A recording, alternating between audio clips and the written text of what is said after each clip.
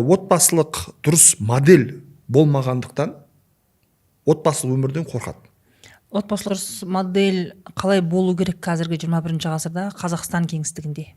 Қазақстан кеңістігінде мұны Қазақстан немесе басқа ел деп ажыратудың керегі жоқ. Отбасылық құндылықтар бүкіл әлемге ортақ. Оның несі жоқ. Діні, салты, нәсілі деген жоқ. Әйелді ұрмау барлық жерде, мысалы, сыйлау, құрметтеу. Қандай отбасылық модель? Күйеуі мен әйелі бір-бірін жақсы көретін, бір-бірін сыйлайтын, бір-бірімен әзілдесетін, бір-бірін ойнайтын, балалардың алдында сондай бір картина болу керек.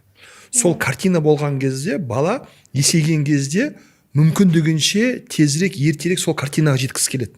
Вот мен де бабам сияқты, мен де мамам сияқты, осындай бір отбасым, осындай бір жанұям болса екен деп армандайды да.